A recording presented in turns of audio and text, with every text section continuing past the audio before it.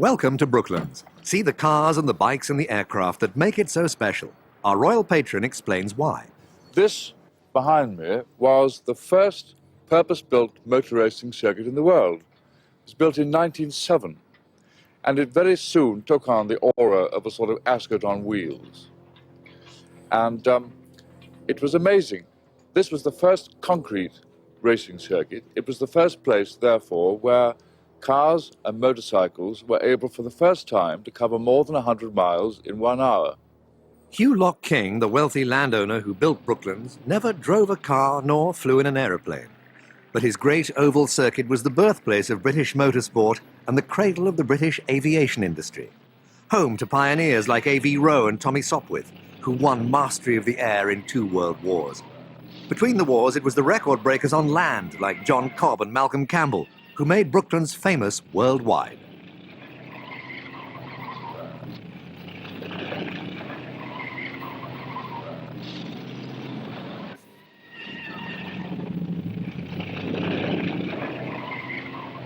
The Brooklands banking tested British cars to the limit and made them better, and the excitement and the risks are remembered to this day. My speciality and my love was the outer circuit for sheer speed. And there was something very, very thrilling in driving, taming a car at a speed of lap speed of 125 to 135. And it was like riding a frisky horse. You had to control it. In those days, there was no way you could really let your hair down and drive fast. And at Brooklands, you could come in, if you're a member of the club, you could come in any day and work it off, as it were, around the circuit. It's like some of these clubs now where you can go in and smash a lot of plates, you know what I mean? You can come here and just drive round and round. And on race days, of course, it was such a fantastic day for the family. They could all come and join in. So the camaraderie was really terrific.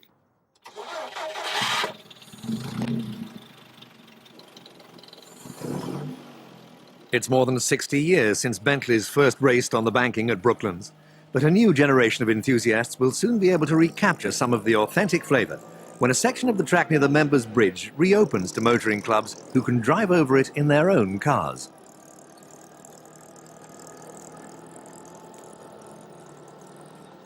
Bentley, MG, Fraser-Nash, all are on show in the Edwardian Clubhouse of the Brooklands Museum today.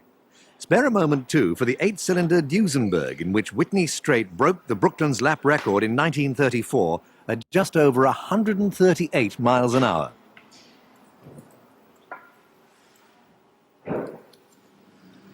The Campbell, Jackson and ERA sheds echo once again to the exhaust of a Type 35 Bugatti.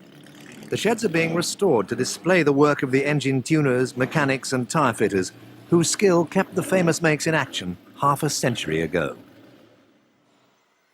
Motor bikes belong to Brooklands' past, and they have a role to play in its future too. Sunbeam, Jap, Rex Acme, Grindley Peerless, ABC Zenith. Famous makes, famous riders. Noel Pope on a Brough Superior took the lap record to 124.5 miles an hour, just before the lights went out on peacetime Brooklands in the summer of 1939.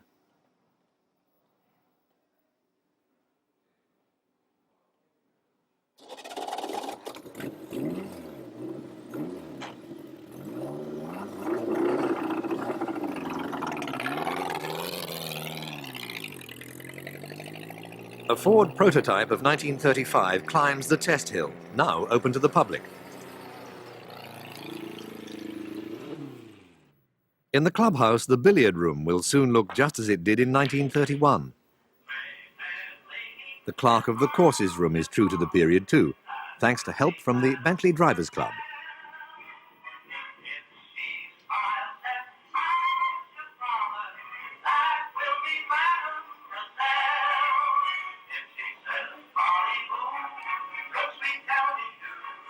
Dame Barbara Cartland has reopened the famous ladies' reading room, once again a comfortable retreat on warm summer afternoons.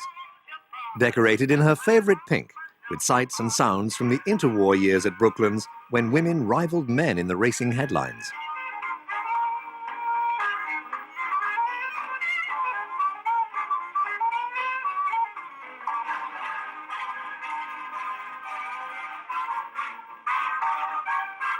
Barbara Cartland herself drove at Brooklands in the 1930s, when the regular appearance of many lady drivers and guests gave the clubhouse and paddock a fashionable air.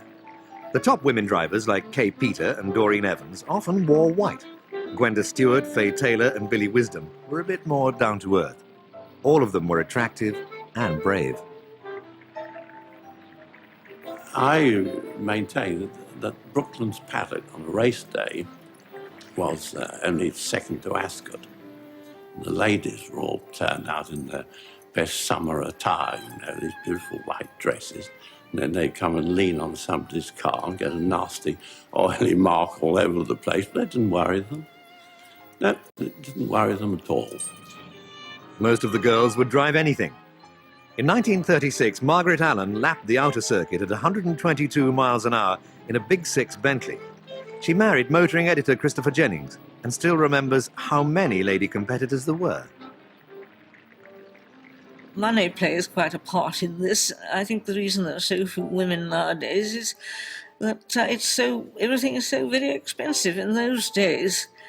For instance, I do remember that blowing up my Lagonda cost £46, which sounds absolutely nothing nowadays, but I can remember my mother saying, "Can't go on like this, we're not made of money." With prize money of £75, Elliot Verdon Roe built the first aeroplane to fly in Britain at Brooklands in June 1908. It was the beginning of the British aviation industry.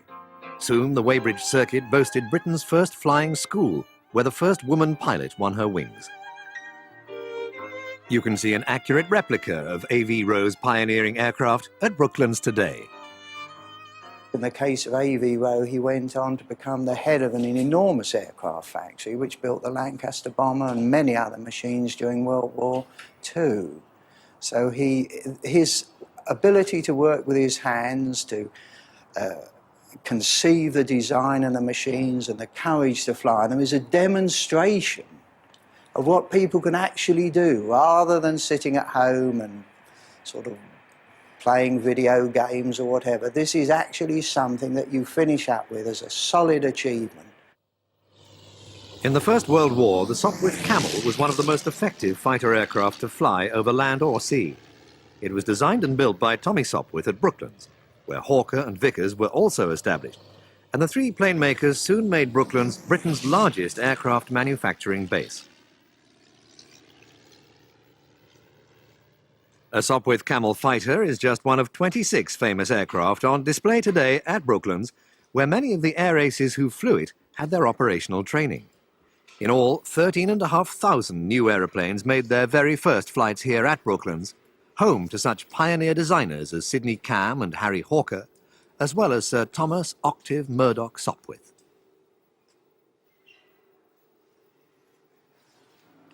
The Hawker Hurricane was the mainstay of RAF Fighter Command in winning the Battle of Britain in 1940. Every single Hurricane in the battle was assembled at Brooklands. So was the Vickers Wellington, the twin-engined bomber which carried the air offensive to Germany in the first years of World War II. Many air crews owe their lives to its rugged construction. The Wellington's strength came from the lattice work of alloy struts which formed the structure of the wings and fuselage. Vickers research chief Barnes Wallis devised this geodetic system from his small back room at Brooklands. And one Wellington, which crashed in Loch Ness on a wartime training flight over Scotland, is being restored at Brooklands by some of the same men who built it in 1938. So I think Brooklands here was a very important place. You see all the Hurricanes that flew in the Battle of Britain were built here, and a large number of the Wellingtons were built here, and in particular the DWI Wellington, which was an aircraft which carried an enormous magnetic ring underneath the Wellington to destroy the German magnetic mines in the Thames estuary, probably saved a great deal of our shipping. So I believe in just that early Battle of Britain time, the 1939 period, 40 period was a great time for Brooklands. And I believe this is probably shown by the fact that the Germans thought fit to attack the factory in September 1940. And of course, killed a lot of people and did an awful lot of damage. The Vickers VC-10 was one of the new post-war generation of jet airliners to benefit from Barnes-Wallis's research at Brooklands into high-altitude flight. This example was given to the Brooklands Museum by the Sultan of Oman and was the last big jet to land at Weybridge before the runway went out of service. Complete with boardroom, cocktail bar, and a suite of double bedrooms, the Sultan's gift is available to industry for hospitality and corporate entertainment. In its day, the VC-10 was a prime example of British aviation technology. Now, the Harrier jump jet fulfills a similar purpose, and you can see it in the hangar at Brooklands, the first and only vertical and short takeoff and landing jet in the world.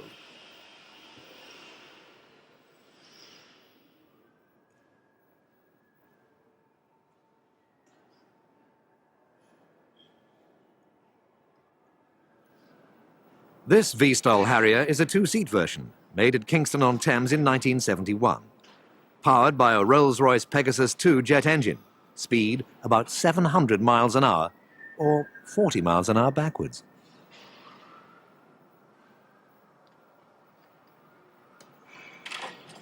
The museum's royal patron, Prince Michael of Kent, is confident that Brooklands' special relationship with the motor and aircraft industries will continue for many years to come.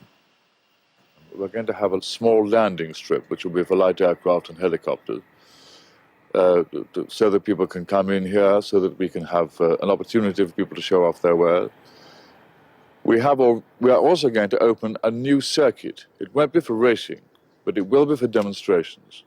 If people want to show off a new car, if they want to launch a new product, that will be useful for them. We have pagodas, which exist already here for Shell, for Esso, for BP. Well, they're going to be restored. We hope to set up a display to show the history of British aerospace. And there are numerous other things here, because we want to use this as a centerpiece to show off British technology and use the past to help us to show off the future.